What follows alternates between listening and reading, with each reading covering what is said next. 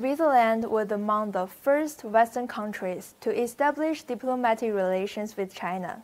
It is also the first European continental countries to sign free trade agreement with China. At the special moment of the 75th anniversary of diplomatic relations, we planned an inclusive interview with Andrew Cahony, President of the Council of States of Switzerland, during his visit to China, to share his insights and ideas. Good evening, Mr. Cahony. Welcome to our program. It's our honor to interview you today. Thank you very much for having me here. As we know, this is your third time in China. So how do you feel about China? I'm learning a lot. I'm experiencing a lot. China is so different from Switzerland in so many respects. Not only in size, also in political institutions, in culture, in cuisine, in music. And I like to explore the diversity of this planet. That's why I said when I was a student, I want to go to China and spend the summer there and experience a student life. That's why later as a tourist I said I want to experience this part of the world. I took a train from Moscow via Ulaanbaatar to Beijing and then to Shanghai to experience it as a tourist.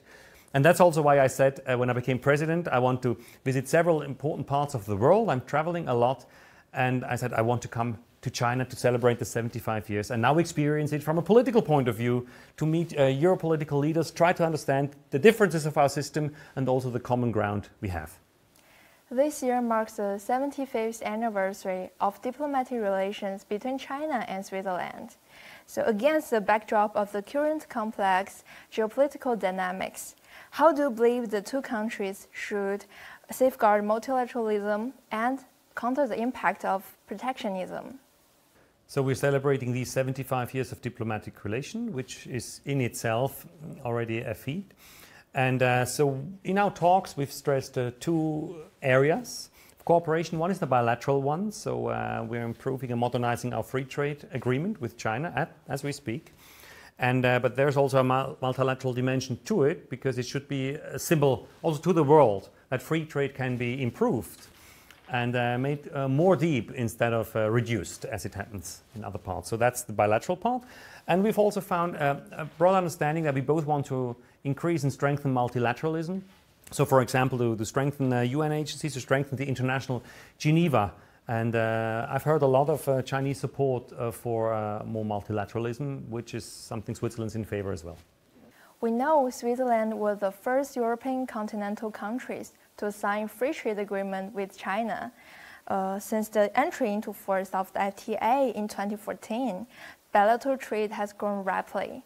Now the two sides have initiated negotiations to upgrade the FTA. So what key areas requires breakthroughs in these negotiations? First, let me say that the current FTA as we have it has been a success story. So in the over 10 years it's in force, our commerce has almost doubled. It's 70% up, and much more than comparable trade with within other blocks or countries. So it's a success story. There are still some areas, as you're asking. So, for example, e-commerce wasn't as big then as it's now. So that's an area that should be covered. Services also, and then there are still some parts where tariffs remain. Switzerland has already unilaterally abolished all industrial tariffs. That's globally almost unique. So we're really open for business, and we like China to be even more open for business. And I feel a good vibe when I speak to members of your parliament and also of your government. There are currently over 1,000 Swiss enterprises in China. So how do you view the development of Swiss enterprises in China? And how do you understand the cooperation between enterprises would contribute to Sino-Swiss relations? Well, the Swiss enterprises have an impressive history throughout our 75 years of diplomatic relations on that side. In 1980, the year of my birth, there was already the first Sino-Swiss joint venture, apparently the first of its kind in China. And since then, we've increased cooperation with China, which is good on an economic level, of course.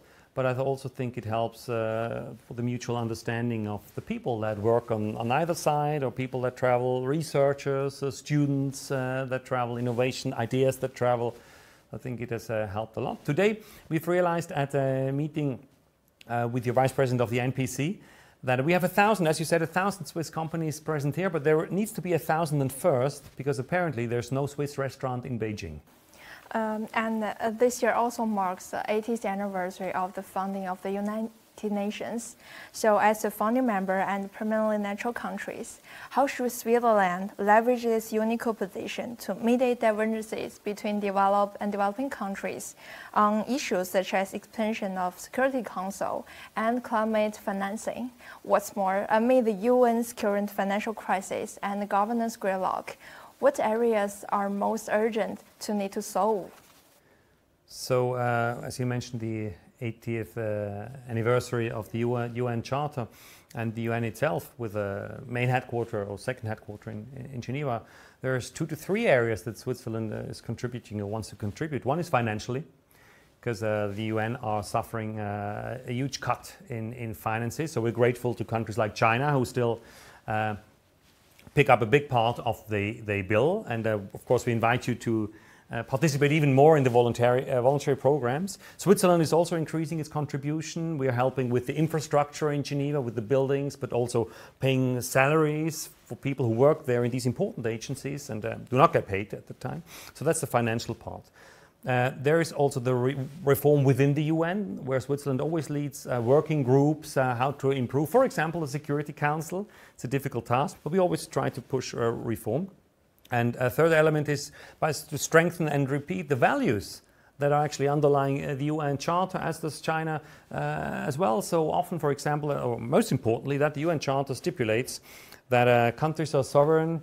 There's a prohibition of violence and of force and of war, and that we say that wherever we see it happens, we stand up for the international law. We stand up for the values of the UN Charter. So I think these are the 3 fields: finances, structures, and then the values. Yeah, thank you for your answers. We have learned a lot today. Thank you very much for your invitation.